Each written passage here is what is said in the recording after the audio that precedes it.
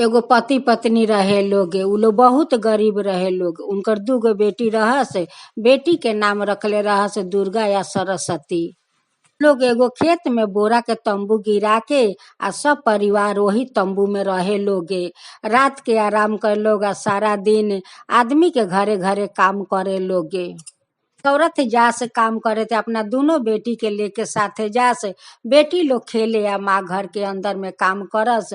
जब सांझ हो जाए तो दोनों बेकत के हजीरा मिले उली आवे लोग, खर्चा करके आवे लोग आ वही तंबू में बनावे लोग, खाए लोग आ रात के आराम करे लोग। आ सवेर होखे तो उ लोग काम पर चल जाए लोग। एक दिन उ दोनों पति पत्नी माटी सान के आ माँ लक्ष्मी के मूर्ति बना के आ वही तंबू के बगल में राख के आ उनका के शारदा भक्ति से उ लोग पूजा करे लोगे। सवेरे उठ के नहा धोआ के आ माँ लक्ष्मी के पूजा पाठ क के तब दोनों जना काम में चल जाए लोग। एक दिन दोनों बेटी अपना माँ से सवाल पूछता लोग कि माँ तू आ बाबूजी माँ लक्ष्मी के तो पूजा करेला लोग, त माँ लक्ष्मी हम लोग के इतना दुख काहे देता रही, आज हम लोग के तंबू में काहे रहे के पड़ल बा, माँ लक्ष्मी हम लोग के दुख काहे नहीं दूर कर देत। अपना बेटी से कहतारी का कि बेटी देखा लोगे ई तो भगवान के सृष्टि बनावल बा आ भगवान हम लोग के माथ पर लकीर के दाग टान देले बारन। ई जब तकले हम लोग के लकीर दाग रही माथे पर तब तकले हम लोग के दुख लिखल बा बेटी। आ जहिया ही माथे के लकीर हट जाई ओह दिन हम लोग के जरूर सुख होई। से करते करते बेटियों लोग थोड़ा बड़ा हो जाला लोग। कहेला लोग का कि माँ तू अकेले यहाँ काम करता रू, हमू दोनों बहन काम करम स तो हम लोग के थोड़ा ज्यादा पैसा मिली तो हम लोग बहुत अच्छा खाना बना के खाए सकम आ बहुत अच्छा कपड़ा पहने सकम। तो माँ के संगे संगे बेटी दोनों काम करे लगल लोग। ऐसे काम करते करते कुछ उ लोग पैसा जमौलक लोग आ पैसा जमा के कसिया या बांस किने ला लोग आ वही कसिया या बांस से एगो अपन खेर के झोपड़ी खड़ा करे ला लोग। जब खड़ा हो जाला पूरा तरह से तैयार हो जाला तो कहता लोग का कि अभी हम लोग के झोपड़ी में ना ढुकम, अभी तो हम लोग के तंबू में रहे के लगी। एक दिन दोनों पति पत्नी पान सुपारी या 1.25 रुपया राख के आ माँ लक्ष्मी या विष्णु भगवान के भी उ लोग न्योता पेठावता लोगे।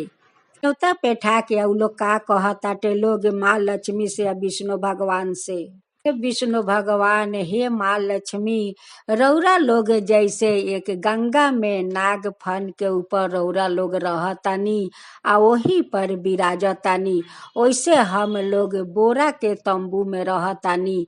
आज हम लोग एक खेर के झोपड़ी हम लोग तैयार कैले बानी आ आज ये पान सुपारी या 1.25 रुपया धके हम रौरा के न्योता पेठावतानी। रौरा लोग हमारे जरूर झोपड़ी में आए में लोगे।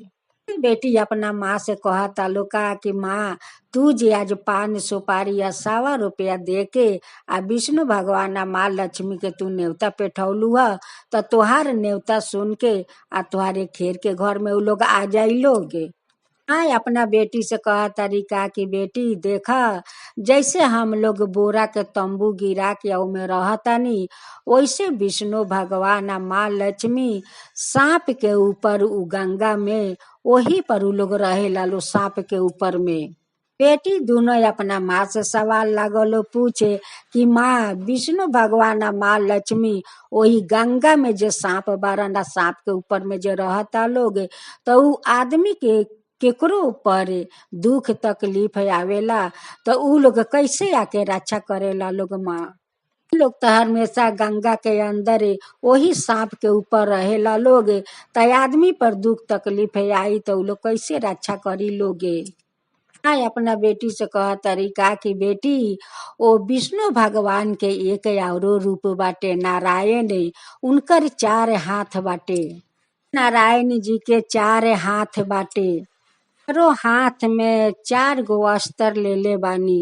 एक हाथ में गादा, दूसरे हाथ में चक्र, तीसरे हाथ में पंख, हाथ में परे दुम, सब उनकर 4 हाथ में बाटे बेटी। जहाँ कोई विपत मुसीबत आ जाला वहाँ नारायण के रूप में सुदर्शन चक्र लेके आ जाइला। ई सुदर्शन चक्र से ऊ सारा मुसीबत मिटाइला। ई सुदर्शन चक्र से ऊ सब कुछ नारायण भगवान करीला। बाहर से माँ लक्ष्मी के उठा के या वही खेर के नौतुन झोपड़ी में उ लोग बहुत श्रद्धा भक्ति से माँ लक्ष्मी के पूजा करताटे लोगे। ई दिन विष्णु भगवान आ माँ लक्ष्मी एक बूढ़ी के रूप धारण करके आवेला लोग घर में आ कहेला लोग का कि आज घर में देखा तनी का कि माँ लक्ष्मी के पूजा बाटे। कहता लोग का कि हाँ आज माँ लक्ष्मी के पूजा बा। ये खेर के घर हम लोग नया बनौनी है आ यही घर में माँ लक्ष्मी के पूजा करके तब जाके हम लोग ये घर में ढूकम। माँ लक्ष्मी अपना साथे एगो माटी के कलश लेके आइला आ कहिला का कि देख हई कलश तनी राख द, कलश हम केने केने लेके ढोअम, तू अपना घर में ले जाके आई कलश ठो राख द। त ले जाके अपना वही खेर के घर में राख देवेली। पूजा पाठ हो जाला, सब कोई के प्रसाद मिलेला खाए के आ वहू दोनों बहरूपिया विष्णु भगवान आ माँ लक्ष्मी के प्रसाद मिलेला। वो लोग प्रसादी खा के बहुत संतोष हो जाला लोगे। लालो का के प्रसादी कितना स्वादिष्ट बा, आज तो प्रसाद खा के हम लोग को तो आत्मा के संतोष मिल गईल। आदि खा के उ लोग अंतर ध्यान हो गए लोग। उनकर पत्नी जाके कलश उठावा तारी कि पानी भरियो में जाके देखा तारी का के वो कलश में तो बहुत सारा धन भरल बा। मार सोना के मोहर बा, हीरा मोती से पूरा धन से कलश भरल बा। अब तो अपना पति से कहा तारी का कि देखा उ जे आए रख लो बूढ़ा बूढ़ी, उ कोई बूढ़ा बूढ़ी ना रख लोग, उ तो विष्णु भगवान आ माँ लक्ष्मी रहनी है। ई कलश देनी है माटी के, कलश में तो बहुत सारा धन दे गईनी। आके देखा हम लोग न्योता पेठौनी आ विष्णु भगवान आ माँ लक्ष्मी हम लोग के खेर के घर में न्योता पाके आ गए लोग। आया के देखा धन भर के आ अंतर ध्यान हो गए लोगे। बेटी अब माँ से कहता लोग का कि माँ तू तो ठीके, तू विष्णु भगवान आ माँ लक्ष्मी के 5 सुपारी या ₹1.25 दे के तू न्योता पेठौलू ह आ देखा उ न्योता पाके या दोनों जना बूढ़ा बूढ़ी के रूप धारण करके हम लोग के घर में आ गए लोगे। शादी खा के या हम लोग घर में धन भर के चल गए लोग। माँ कहा तारी का कि बेटी देखा आज हम लोग के माथा पर के उ दुख के लकीर हट गल, बेटी हट गल। आज देखा माँ लक्ष्मी हम लोग के सुख दे देनी, आके घर में धन भर गईनी। परिवार मिल के माँ लक्ष्मी आ विष्णु भगवान के कुटी कुटी धन्यवाद करताटे लोग आ कहता लोग का कि हे माँ लक्ष्मी जैसे आके रौरा हमरा ये कुटिया में रौरा प्रसादी खा गईनी आ प्रसादी खा के इतना सारा धन भर गईनी, सभिन के घर में ऐसा ही जाइए प्रसादी खा के वहू लोग के घर में धन भर दी। जय माँ लक्ष्मी, जय माँ लक्ष्मी।